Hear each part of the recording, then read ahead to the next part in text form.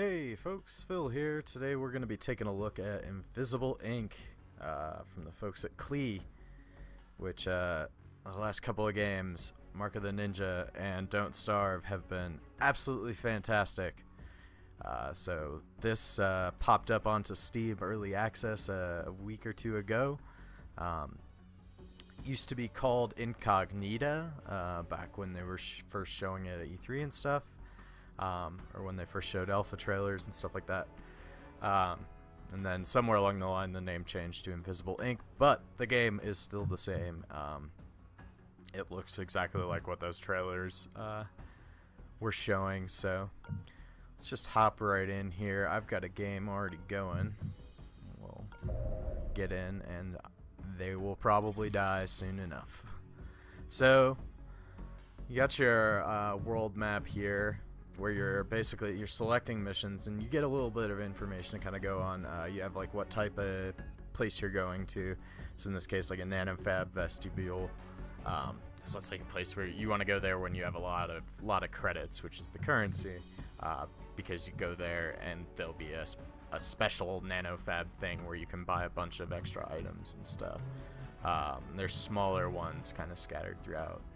And there's server farm. I don't necessarily remember what that one does. Vault, go there to get a lot of money, and you have information about, it's very guarded or guarded, not, too specific, but some idea of difficulty, basically, of the mission. And then you have your travel time. So you have, in the story mode, you have 72 hours to kind of get your shit together, as it were. Do a bunch of missions and kind of get your characters upgraded, get some good items and stuff. We'll hop into this vault mission here. This is a by the numbers infiltration operator. This facility handles payroll for the entire region. Look for a large stash of credit. At the end of that, I would assume there is some sort of large, some sort of set map or fight or something. I have not personally made it all the way to 72 hours yet. So there's 4 characters in here right now. You start with 2 basically, and then you get 2 more unlocked as you play through. So I've got International here. She's one of the characters that you first start with. She's a hacker, so I can hack this console over here without being right up next to it. And then so we've got a couple of different options. Normally they just give you power. Sometimes there'll be like a little bonus thing. Sometimes there'll be a security program or security agent or something that you'll have to deal with. You'll get an option to like bribe or just back away or try and hack through it. And sometimes it works out, sometimes it doesn't. You don't get like a percentage on that stuff. Let's see. After being bombarded with pictures. Oh, okay, cool. So I haven't actually tried anything other than the credits one so far. I've probably gone through about 7 or 8 agencies at this point, so it's basically restarting 7 or 8 times. So cool. So, except that didn't do me any good because I hadn't moved her yet. Had we moved, that would have been awesome. So doors and stuff. It is turn-based, but it is totally stealth. You do not want to go in running and gunning. You, in fact, want to avoid people as much as possible. So, we've got this is one of the characters you'll unlock through rescuing from a detention center. And she comes with this extra paralyzer here that helps you knock people out for longer. And she can unlock these red doors without... normally you'd need to steal a pass card off of a guard to be able to get into those. She can just unlock them. And once it's unlocked, any of your people can go through it too. So that is super handy. You always want to use this peek before you go into anywhere. You have to have an idea kind of what's going on. You cannot just blindly charge into a room. It will not work out well for you.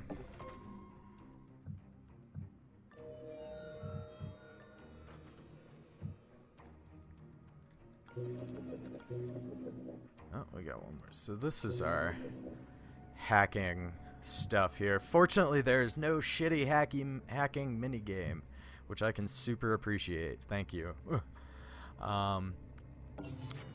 So we have a couple of different programs here. These are also things that you'll unlock.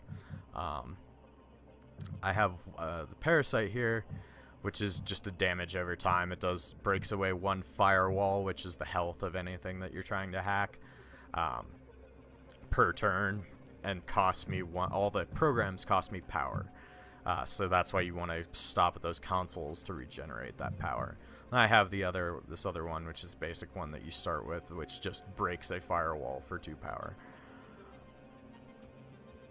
And this is kind of what I've been running with, program setup wise, for the last couple of runs now. It seems to be working out pretty well. I like the way it works. So this is, you got sound at play here, so I can hear a guard patrolling over here. So I hacked a camera database. That was this thing here. So that went ahead and revealed all the cameras on the map to me. And the ones that are already active, since I can see them this turn, I can hack them, which is super helpful. The camera database has definitely been the most helpful database. There's one for consoles as well, and that's useful especially if you're running low on power. But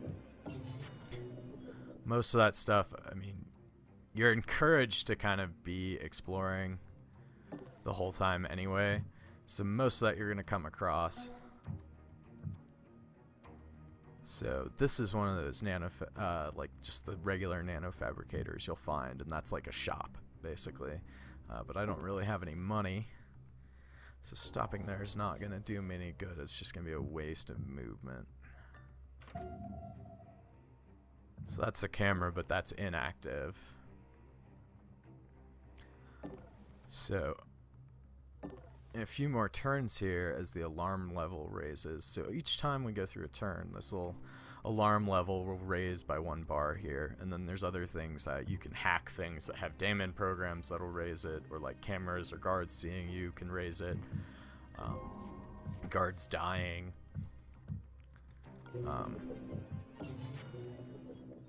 As that raises, more cameras turn on, more guards come out, guards become more alert. Things like that. The firewalls increase. Each level of alarm basically just adds kind of a new thing going on. So you're incentivized to kind of...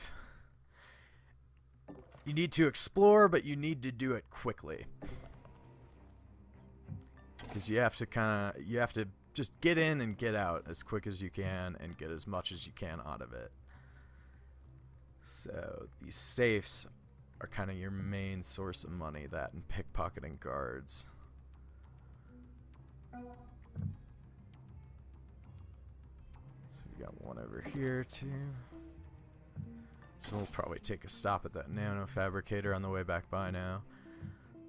So as you're opening up these safes and stuff too, sometimes you'll find corporate intelligence or site plans, stuff like that.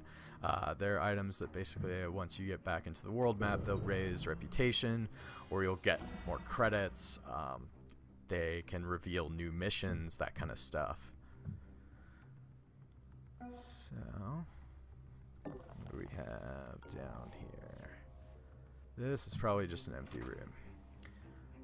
I think she's dead-ended. Yep. Alright.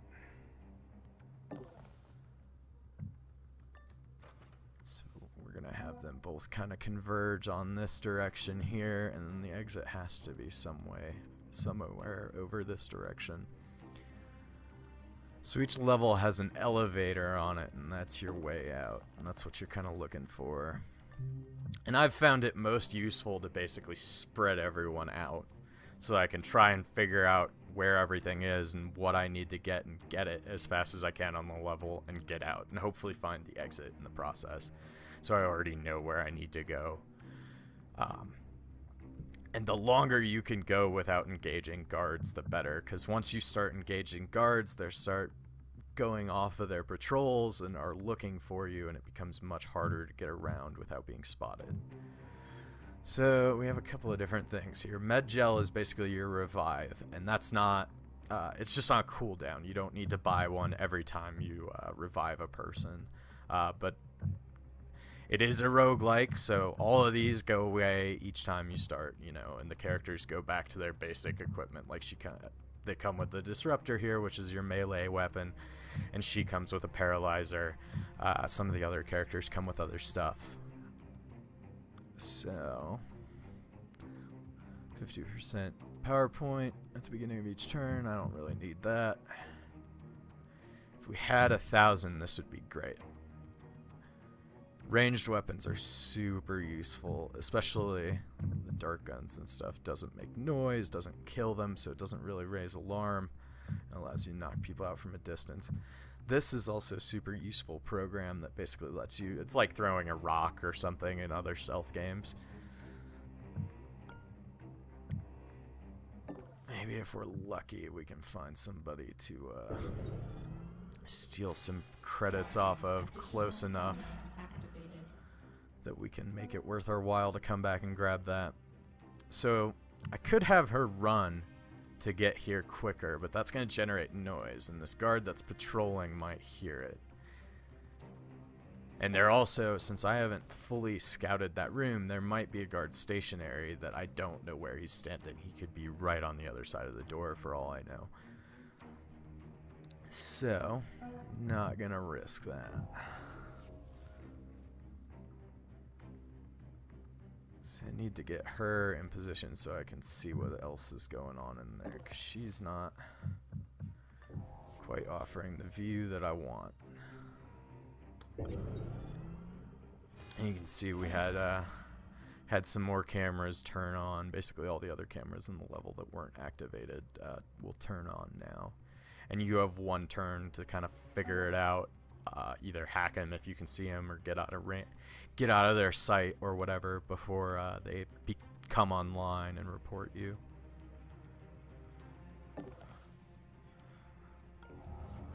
Okay, so we got a guard here, and I think he's just standing. Yep. So we're gonna have to engage to move forward.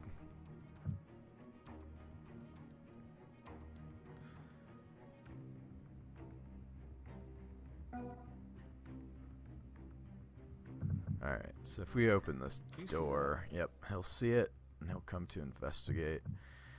We can put her on melee reaction, which is just like Overwatch or whatever in XCOM, except for your melee weapon. And there's there's Overwatch for when you have a ranged weapon going on. Alright, so we'll leave her on that. And as this guy comes over, he's supposed to get his butt kicked, but not quite. So, what we're gonna do, 'cause it's just out of that dude's sight range. Although I'm gonna have to engage him at some point to get by two.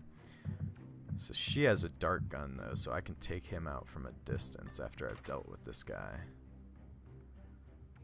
Warning.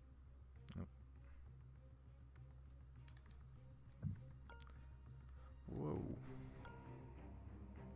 Oh, okay. So yeah, so if you can't quite see a square, it won't let you move there either. So she hasn't actually seen it yet. There we go. And we're just actually going to have her take him down. Let's go ahead and scoot back.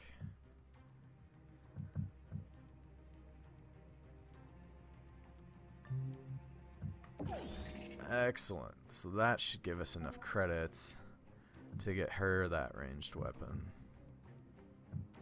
Oh, no.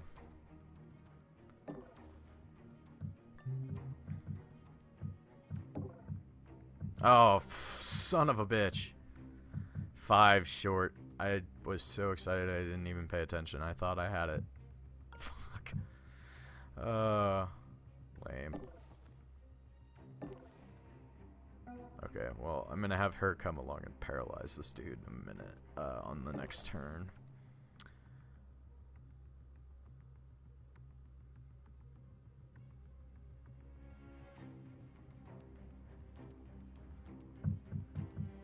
Can I hit him from that far?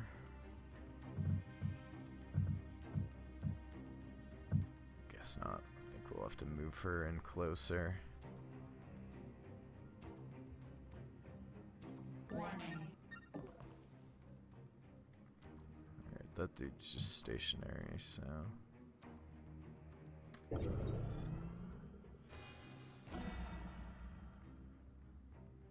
have her, before we get too committed to that, actually. Oh. Alright, so here's the vault. So that's our main purpose here. This is where things are going to start to get interesting. So we don't want to engage then yet, because right now I've only kind of got one guard who's going to be on the lookout. These daemon, so these borders around the firewall numbers mean that it has a daemon program, so that'll like raise alarm levels or spawn a guard or something when the firewall breaks down. So that could add some interesting new hazards momentarily. We shall see. I need her to come along and paralyze this dude so he's not getting up next turn.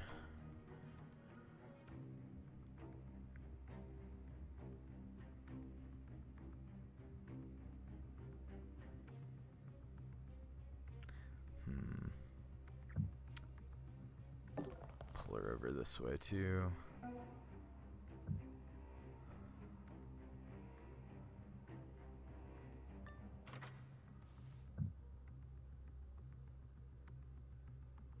It's got to be a guard standing somewhere there. Oh, hello.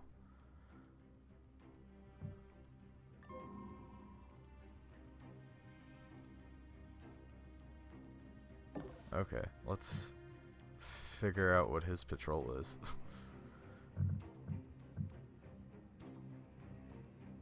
And we'll put her on Overwatch just in case he walks out the door.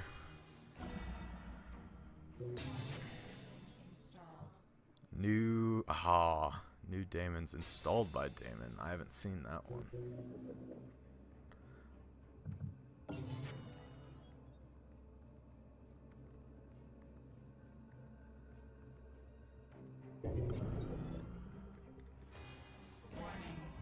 Oh.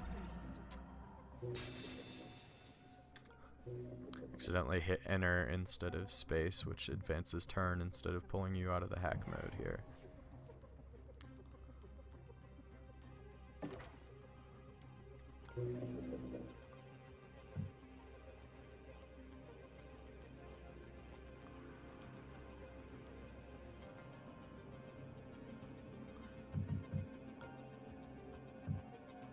Oh.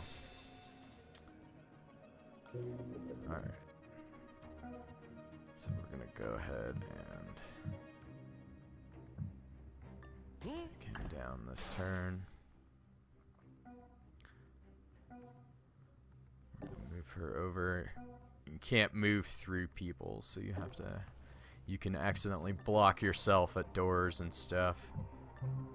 We got some more credits. On this next turn, these should break. Ooh, yeah, see that one spawned a guard, so this could start getting rough. Because he's probably... Looks like he spawned right out of that there. So these double red doors are basically where new guards will spawn from. And this guy's gonna wake up in a turn too. So that's a problem in and of itself. We have the option to kill him using the laser emitters in the vault here, but that'll raise the alarm level.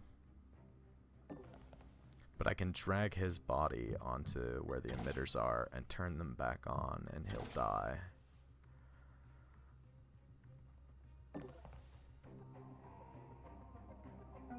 So, which I think we're gonna have to do. Well, then they'll come investigating though. So we can have her shoot him, hopefully, next turn. Is how we'll handle that.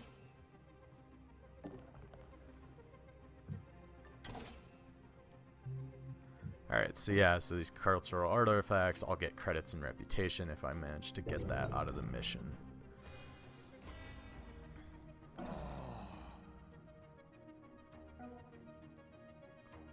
Actually, I might even be able to just get her around and melee him. I don't have to waste any ammo. So the ammo is all replenished by a single item, a single ammunition item. So you can't reload without that item. So you want to be pretty conservative with the ranged weapons and use them only when you have to. I'd love to be able to get back across and get her that frickin' dart gun, but I don't think it's gonna happen now. There's too much going on.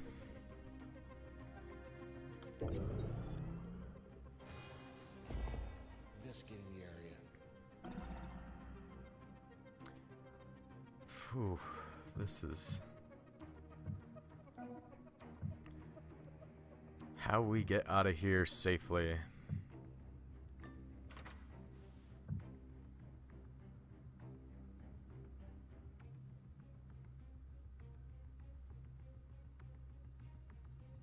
So these are where they're coming to investigate. So if I put her there, she should be hidden. It's basically they'll walk right by and not quite realize. So like you can stand, if they say they were going to come through this door, you can stand right up against the side of the door here and they'll walk right by and not realize. Unless they're investigating a tile right here or something, they might turn and see you, and that could obviously go bad. I think if I move her out there, she's going to get seen as they walk, so I'm going to have to wait, I think. Yeah.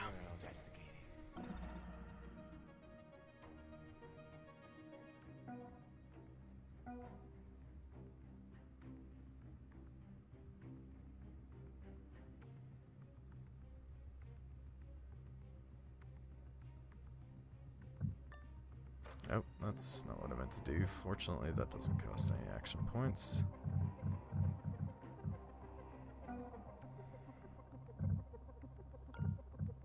Alright. There's fucking two of them here. I did not realize that. That's the elevator, I think, right there, too. Did you see that?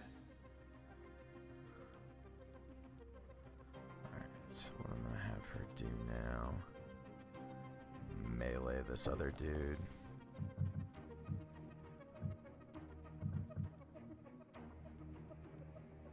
Oh, shit, that's right.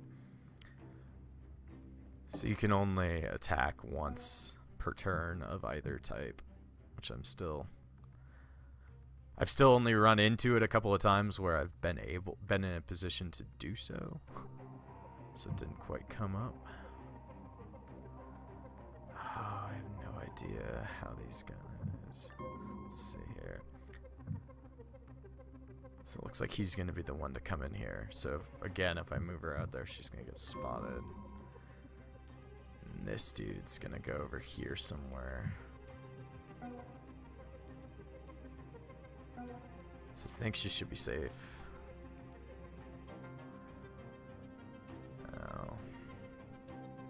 She has to come and take this dude out, I think. And she can't do that either. Fuck. I don't know. I'm going to put her here and hope that that works out. Actually. I've got the space that I can do this, and then she should be fine. So yeah, it's very much just about... So yeah, now we got another guard spawning. So yeah, it's very much just about getting in, scouting out things as quickly as possible without engaging,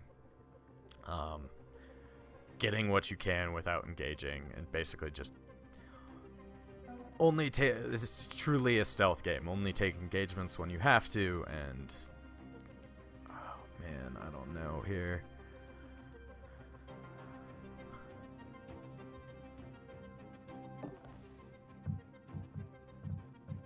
I need to be able to shoot this guy. I don't think it's gonna happen.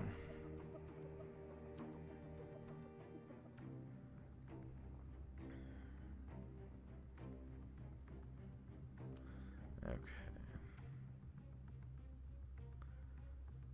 So she'll just get noticed by doing that. And it'll tell you, you can see like, oh, this area is watched, this area is noticed. And the difference between watched and noticed is noticed just kind of triggers that and they have to look or go investigate, whereas watched basically triggers Overwatch, and you have one move, one space to be hidden again, or that character is going down and you're going to have to revive them. So she can... Oh, she can't get him from here either.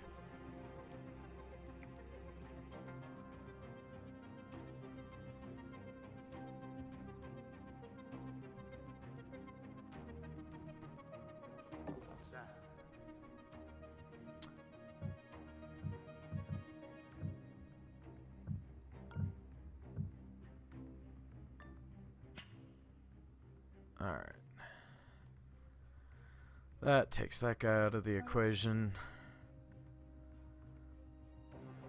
Get her up here nice and hidden. We are sadly going to have to leave that dart gun behind. Actually take her here.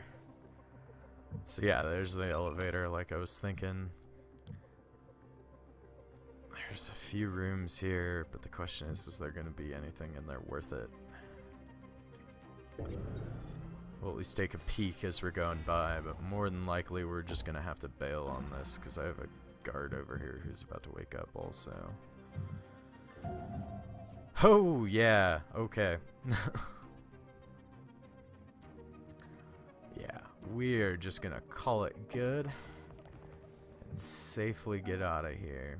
And that seems to be the other big thing too, is just knowing when to just cut it and cut and run.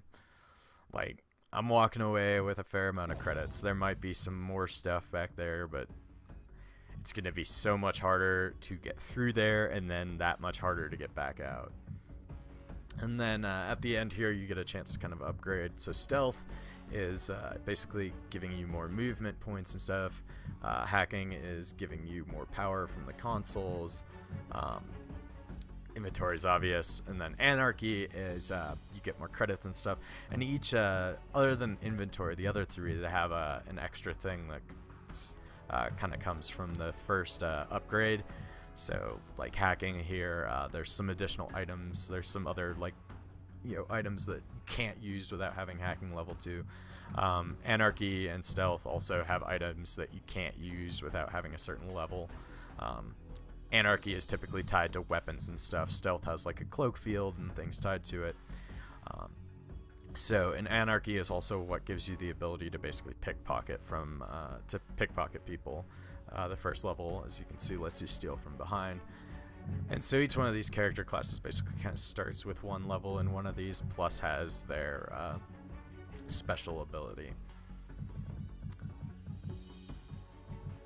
So, and I have found anarchy, unless I'm running into items later that are requiring me to have level 3 or 4, the credits, the percentage is nice, but movement definitely seems to be like the biggest helper I found. And then getting that steal on everyone is a big deal. The inventory I only typically ever upgrading, as you can see, as you saw, like you can upgrade it in mission. So typically only ever doing that, like, oh, I need to carry these things out, so I need this extra slot, and we have the money. Let's go ahead and do it. And so yeah, we made it successfully out of that mission, and you start where that mission was at, and we've got some more kind of going on there, and that's the game. There's other different mission types and stuff. There's a rescue one that allows you to unlock the characters and stuff like that. There's one where you're infiltrating executive offices that typically has the site plans, which will unlock more missions. So it's kind of it is allowing you to an extent kind of target what you want, but what comes up on the map is of course random. So for instance, when I started this, I had like 4 nanofab vestibules and a detention center thing on my map. Nanofab vestibules aren't worth going to without really hitting a vault or something first, so you have a lot of money when you're going into it. So, you know, it is kind of luck of the draw in that too. And then the levels are all procedurally generated, so you can... Doesn't seem like they'll ever put a guard patrolling right into where you start or anything. So you won't have like a guard walk in on you the first time you say next turn or whatever. But they can definitely be right on the other side of that first door and stuff like that. So, but you'll see, you see rooms again and stuff, certainly, but they're put together in different orders. And that's just the nature of procedural. And this is also just the first build from early access, so they've got a new one actually dropping next week, according to them, and I would believe it. They were really good about regular updates with Don't Starve, so I don't see things being any different with Invisible Ink. They've talked about basically where that's going to go in terms of adding more content is just more characters, some more more abilities, and more items, more mission types, more map pieces, that kind of thing. The basic, like, the gameplay is here already. It's just a matter of kind of fleshing out extra features and stuff like that, is what it seems. And they've talked about controller support maybe down the road, but currently that's not anywhere near the top of the list. Don't Starve was kind of the same way. It took a long while for controller support to come to that, but it did eventually roll its way around. So yeah, that's Invisible Ink. It's on Steam right now. It'll be $20 when it finally goes from early access to final build, or whatever you want to call it these days. But right now, from what I understand, for the entire duration of early access, it will be $15 instead of $20. So you get $5 off, basically, for pre-ordering the game, and you get the chance to fuck around with it. And like I said, they absolutely delivered on Don't Starve, absolutely delivered 100% on Mark of the Ninja. Those have been a couple of my absolute favorite games over the past few years. Especially Mark of the Ninja handled stealth absolutely amazingly. And this seems to do a great job of it as well. All the information is there. It's pretty easy to know, like, am I going to trigger something or am I not? And you've got the same kind of, radiating discs for sound and stuff that you saw in Mark of the Ninja and stuff like that. So, I would definitely keep an eye on it if you're not inclined to go into early access. Or if you want to just dip your feet, if you want to see what early access is kind of like, I think Klee is a reliable company to do that with. They've already proven that they will deliver through this system. And they come out with regular updates all the time. They're very communicative. This is definitely something I would recommend, even if you're interested in the game, even if you're slightly, worried about the early access aspect of it. Klee is certainly a company you can trust on that front.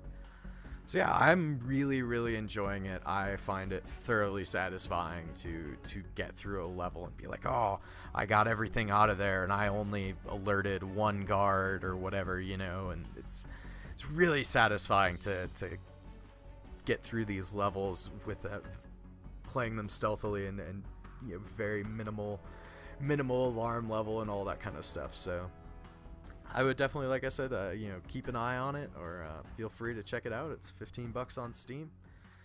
That's Invisible Ink. Thanks for watching.